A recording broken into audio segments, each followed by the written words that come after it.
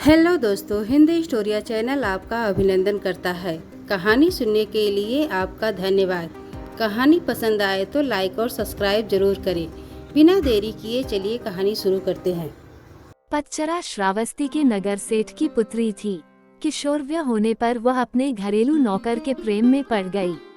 जब उसके माता पिता उसके विवाह के लिए उपयुक्त वर खोज रहे थे तब वह नौकर के साथ भाग गई। दोनों अपरिपक्व पति पत्नी एक छोटे से नगर में जा बसे। कुछ समय बाद पच्चरा गर्भवती हो गई। स्वयं को अकेले पाकर उसका दिल घबराने लगा और उसने पति से कहा, हम यहाँ अकेले रह रहे हैं। मैं गर्भवती हूँ और मुझे किसी की सहायता की आवश्यकता है। यदि आप आज्ञा दे तो मैं अपने माता पिता के घर चली जाऊँ। पति पच्चरा को उसके मायके नहीं भेजना चाहता था, इसलिए उसने कोई बहाना बनाकर उसका जाना स्थगित कर दिया। लेकिन पच्चरा के मन में माता पिता के घर जाने की इच्छा बड़ी बलवती हो रही थी। एक दिन जब उसका पति काम पर गया हुआ था तब उसने पड़ोसी से कहा, आप मेरे स्वामी को बता देना कि मैं कुछ समय के लिए अपने माता पिता के घर जा रही हूँ। जब पति को इसका पता चला तो उसे बहुत बुरा लगा। उसे अपने ऊपर ग्लानि भी हुई कि उसके कारण ही इस कुलीन कन्या की इतनी दुर्गति हो रही है।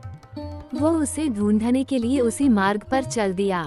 रास्ते में पच्चरा उसे मिल गई। पति ने उसे समझा बुझाकर घर वापस लिवा लिया। समय पर पच्चरा को प्रसव हुआ। सभी सुखपूर्वक रहने लगे। पच्चरा जब दूसरी बार गर्भवती हुई तब पति स्वयं उसे उसके माता पिता के घर ले जाने के लिए तैयार हो गया। मार्ग में जोरों की आंधी वर्षा होने लगी। पच्चरा ने पति से कहा कि वो किसी सुरक्षित स्थान की खोज करे। पति झाड़ियों से होकर गुजर रहा था तभी उसे एक विषधर सांप ने काट लिया और वह तत्क्षण मृत्यु को प्राप्त हो गया। पच्चरा अपने पति की प्रतीक्षा करती रही और ऐसे में ही उसे प्रसव हो गया। थोड़ी शक्ति जुटाकर उसने दोनों बच्चों को साथ लिया और पति को खोजने निकल पड़ी। जब उसे पति मृत मिला तो वह फूट फूट कर रोने लगी, हाय, मेरे कारण ही मेरे पति की मृत्यु हो गई। अब अपने माता पिता के सिवा उसका कोई न था। वो उनके नगर की ओर बढ़ चली। रास्ते में नदी पड़ती थी। उसने देखा कि दोनों बच्चों को साथ लेकर नदी पार करना कठिन था, इसलिए बड़े बच्चे को उसने एक किनारे पर बिठा दिया और दूसरे को छाती से चिपकाकर दूसरे किनारे को बढ़ चली। वहां पहुंचकर उसने छोटे बच्चे को कपड़े में लपेटकर झाड़ियों में रख दिया और बड़े बच्चे को लेने के लिए वापस नदी में उतर गई। नदी पार करते समय उसकी आंखें छोटे बच्चे पर ही लगी हुई थीं। उसने देखा कि एक बड़ा गिद्ध बच्चे पर झपटकर उसे ले जाने की चेष्टा कर रहा है। वह चीखी चिल्लाई, लेकिन कुछ नहीं हुआ।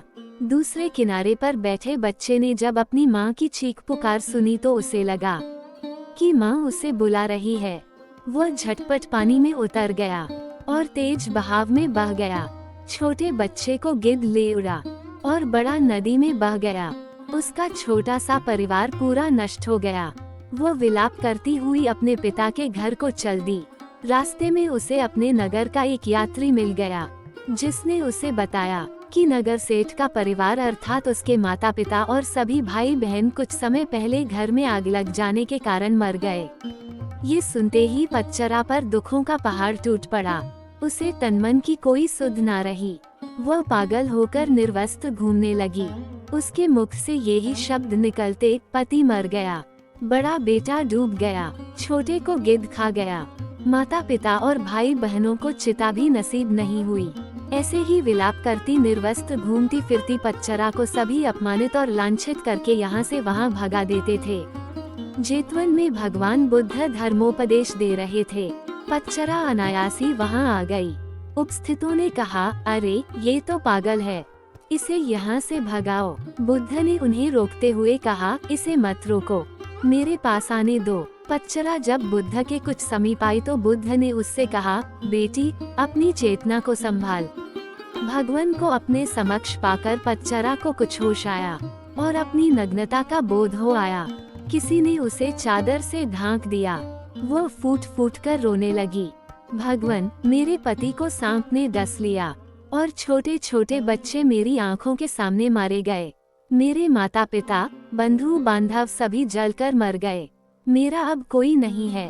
मेरी रक्षा करो। बुद्ध ने उससे कहा, दुखी मत हो, अब तुम मेरे पास आ गई हो।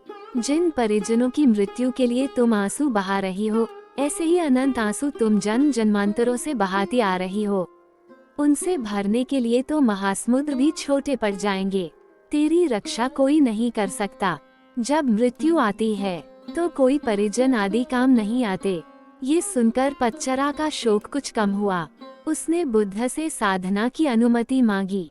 बुद्ध ने उसे अपने संग में शरण दे दी। धर्म के परम स्रोत के इतने समीप रहकर पच्चरा का दुख जाता रहा। वह नित्य ध्यान व ज्ञान की साधना में निपुण हो गई। एक दिन स्नान करते समय उसने देखा कि देर पर पहले डाला गया पानी कुछ दूर जाकर सूख गया। फिर दूसरी बार डाला गया पानी थोड़ी और दूर जाकर सूख गया और तीसरी बार डाला गया पानी उससे भी आगे जाकर सूख गया।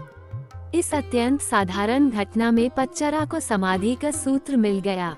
पहली बार उड़ेले गए पानी के समान कुछ जीव अल्पायु में ही मर जाते हैं। दूसरी बार उड़ेले गए पानी के समान कुछ जीव मध्यम वयता में चल बसते हैं और तीसरी बार उड़ेले गए पानी के जैसे कुछ जीव अंतिम वयस में मरते हैं। सभी मरते हैं, सभी अनित्य हैं। ऐसे में पच्चरा को ये भान हुआ जैसे अनंत करुणावान प्रभु बुद्ध उससे कह रहे हैं, हाँ पटाचारे, समस्त प्राणी मरण धर्मा है। इस प्रकार पच्चरा उन बौद्ध साधिकाओं में गिनी गई जिनको निष्प्रयासी एक जीवन काल में ही निर्वाण प्राप्त हो गया।